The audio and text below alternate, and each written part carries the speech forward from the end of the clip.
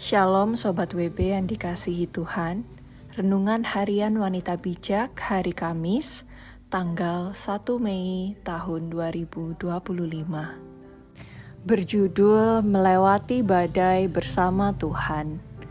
Firman Tuhan diambil dari kitab Kejadian, pasal 24 ayat 1 sampai 27 dan ayat 62 sampai 67. Dan Matius pasal 8 ayat 23 sampai 27. Kejadian pasal 24 ayat 1 sampai 27 dan ayat 62 sampai 67 dan Matius pasal 8 ayat 23 sampai 27. Mari kita berdoa. Tuhan yang Maha Kasih, terima kasih atas hari yang baru. Bukakan hati kami dan pikiran kami agar dapat memahami kehendak-Mu melalui firman-Mu. Dalam nama Tuhan Yesus kami berdoa, haleluya, amin.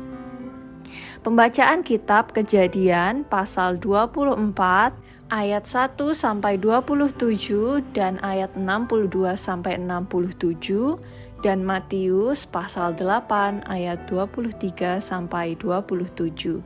Demikian sabda Tuhan. Ribka dipinang bagi Ishak.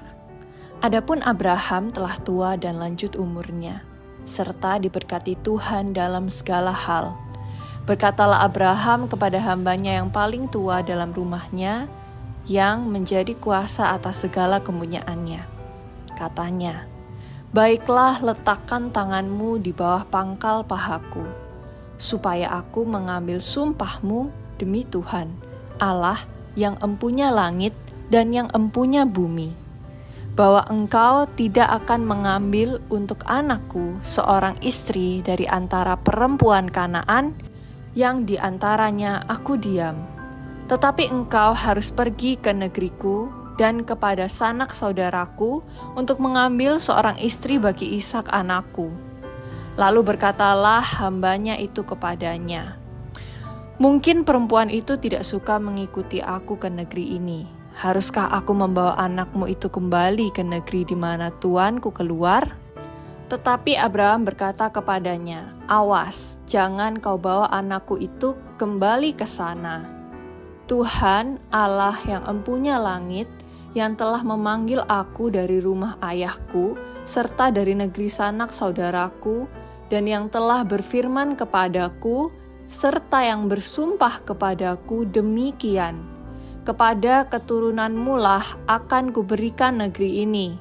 Dialah juga akan mengutus malaikatnya berjalan di depanmu, sehingga engkau dapat mengambil seorang istri dari sana untuk anakku. Tetapi jika perempuan itu tidak mau mengikuti engkau, maka lepaslah engkau dari sumpahmu kepadaku ini. Hanya saja, janganlah anakku itu kau bawa kembali ke sana." Lalu hamba itu meletakkan tangannya di bawah pangkal paha Abraham, tuannya, dan bersumpah kepadanya tentang hal itu. Kemudian hamba itu mengambil 10 ekor dari unta tuannya dan pergi dengan membawa berbagai-bagai barang berharga kepunyaan tuannya. Demikianlah ia berangkat menuju arah Mesopotamia ke kota Nahor. Di sana disuruhnyalah unta itu berhenti di luar kota dekat suatu sumur. Pada waktu petang hari, waktu perempuan-perempuan keluar untuk menimba air. Lalu berkatalah ia, "Tuhan, Allah tuanku Abraham, buatlah kiranya tercapai tujuanku pada hari ini. Tunjukkanlah kasih setiamu kepada tuanku Abraham. Di sini aku berdiri di dekat mata air, dan anak-anak perempuan penduduk kota ini datang keluar untuk menimba air. Kiranya terjadilah begini, anak gadis kepada siapa aku berkata, 'Tolong, miringkan buyungmu itu supaya aku minum,' dan yang menjawab, 'Minumlah, dan unta-untamu juga akan kuberi minum.' Dialah kiranya yang kau tentukan bagi hambamu Ishak. Maka dengan begitu akan ku ketahui bahwa engkau telah menunjukkan kasih setiamu kepada tuanku itu." Sebelum ia selesai berkata, maka datanglah Ribkah yang lahir bagi Betuel, anak laki-laki Milka, istri Nahor, saudara Abraham. Buyungnya dibawanya di atas bahunya. Anak gadis itu sangat cantik parasnya, seorang perawan, belum pernah bersetubuh dengan laki-laki. Ia turun ke mata air itu dan mengisi buyungnya, lalu kembali naik. Kemudian berlarilah hamba itu mendapatkannya serta berkata, "Tolong beri aku minum air sedikit dari buyungmu itu." Jawabnya, "Minumlah Tuan." Maka segeralah diturunkannya buyungnya itu ke tangannya, serta diberinya dia minum. Setelah ia selesai memberi hamba itu minum, berkatalah ia, "Baiklah, untuk unta-untamu juga kutimba air, sampai semuanya puas minum." Kemudian segeralah dituangnya air yang dibuyungnya itu ke dalam palungan. Lalu berlalilah ia sekali lagi ke sumur untuk menimba air, dan ditimbanyalah untuk semua unta orang itu. Dan orang itu mengamat-ngamatinya dengan berdiam diri, untuk mengetahui apakah Tuhan membuat perjalanannya berhasil atau tidak. Setelah unta-unta itu puas minum, maka orang itu mengambil anting-anting emas yang setengah shikal beratnya, dan sepasang gelang tangan yang 10 shikal emas beratnya, serta berkata, "Anak siapakah engkau? Baiklah katakan kepadaku, adakah di rumah ayahmu tempat bermalam bagi kami?"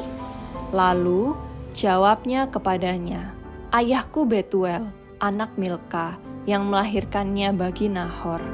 Lagi kata gadis itu, "Baik jerami, baik makanan unta banyak pada kami, tempat bermalam pun ada." Lalu berlututlah orang itu dan sujud menyembah Tuhan, serta berkata, "Terpujilah Tuhan Allah tuanku Abraham, yang tidak menarik kembali kasih-Nya dan setia-Nya dari tuanku itu. Dan Tuhan telah menuntun aku di jalan ke rumah saudara-saudara Tuanku ini." Ayat 62, adapun Ishak telah datang dari arah sumur Lahairoi, ia tinggal di tanah Negeb. Menjelang senja, Ishak sedang keluar untuk berjalan-jalan di padang. Ia melayangkan pandangnya, maka dilihatnyalah ada unta-unta datang. Ribka juga melayangkan pandangnya, dan ketika dilihatnya Ishak, turunlah ia dari untanya. Katanya kepada hamba itu, "Siapakah laki-laki itu yang berjalan di padang ke arah kita?" Jawab hamba itu, "Dialah tuanku itu." Lalu Ribkah mengambil telekungnya dan bertelekunglah ia. Kemudian hamba itu menceritakan kepada Ishak segala yang dilakukannya. Lalu Ishak membawa Ribkah ke dalam kemah Sarah, ibunya, dan mengambil dia menjadi istrinya. Ishak mencintainya dan demikian ia dihibur setelah ibunya meninggal.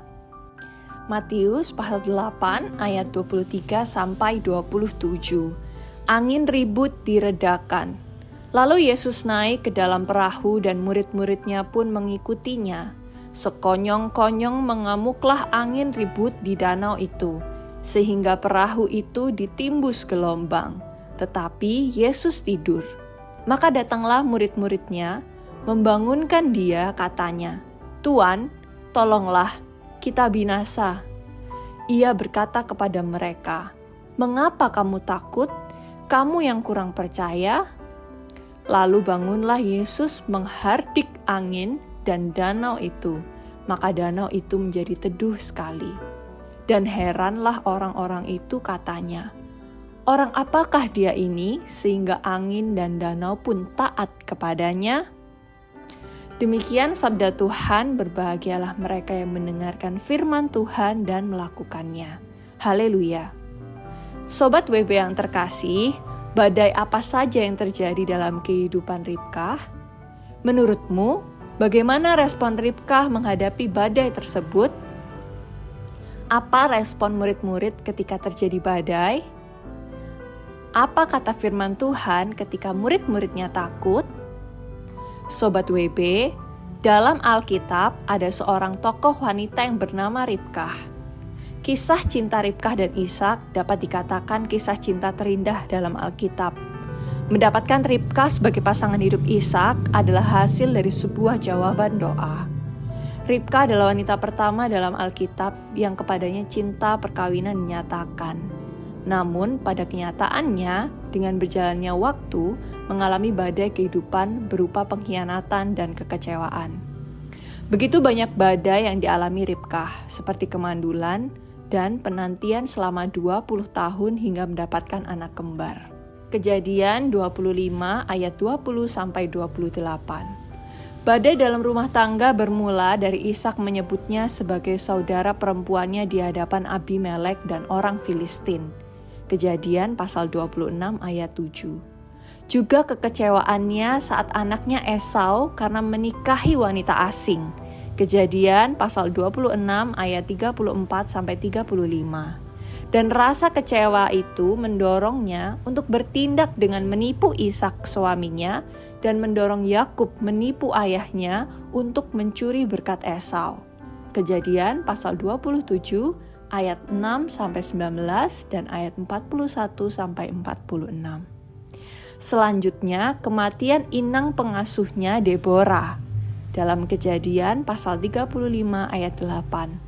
Dan bagaimana Ribka tidak lagi dapat melihat anak kesayangannya Yakub sebagai konsekuensi yang harus ia hadapi dari tindakannya menipu Ishak hingga retaknya hubungan dengan Esau dan juga dalam hidup pernikahannya dengan Ishak setelah semua hal terjadi. Dimulai dari hal yang baik, mengapa badai dalam kehidupan Ribka membuat akhir hidupnya seakan tragis dan kesepian? Kisah Ribka mengingatkan kita bahwa kita tidak dapat mencoba untuk mengatur Tuhan dengan berusaha menyelesaikan masalah dengan kekuatan kita, pikiran, dan cara kita sendiri. Seringkali kita tidak sabar menunggu waktu Tuhan karena ingin badai itu cepat berlalu. Seperti murid-murid Tuhan Yesus dalam Matius pasal 8, kita takut dan frustasi karena seakan Tuhan tidak melakukan apa-apa. Dan membuat kita kehilangan kepercayaan, bahkan ragu, bahwa Allah kita besar, berkuasa, dan sanggup melakukan segala perkara. Bagaimana dengan hidupmu? Badai apa saja yang sedang kau alami? Setiap badai persoalan dalam hidup ini juga diikuti dengan badai di dalam diri kita. Keduanya perlu kita kenali dan di dalam Kristus kita dimampukan untuk menghadapi keduanya. Karena itulah cara terbaik untuk kita terus bertumbuh mengenal Dia. Ingatlah hari ini bahwa di dalam setiap badai kehidupan ada Tuhan bersama kita. Percayalah bahwa kita memiliki Tuhan yang sanggup menghardik badai ketika kita percaya kepadanya. Sebelum kita membagikan kepada rekan dan kelompok pemuritan tentang berkat yang kita terima dan komitmen kita, mari kita berdoa. Tuhan yang penuh kasih, di tengah badai hidup dan badai dalam diriku, aku datang kepadamu. Tenangkan hatiku, kuatkan imanku, dan ajarilah aku untuk percaya bahwa Engkau selalu hadir, bahkan saat aku tidak mengerti jalanmu. Hardiklah badai, tuntunlah aku bertumbuh untuk semakin mengenal kasih-Mu. Hanya di dalam nama Tuhan Yesus kami berdoa, amin. Menjalani kehidupan dengan teguh mempercayai kuasa firman-Nya membuat kita dapat melihat penyertaan Allah saat melewati badai kehidupan.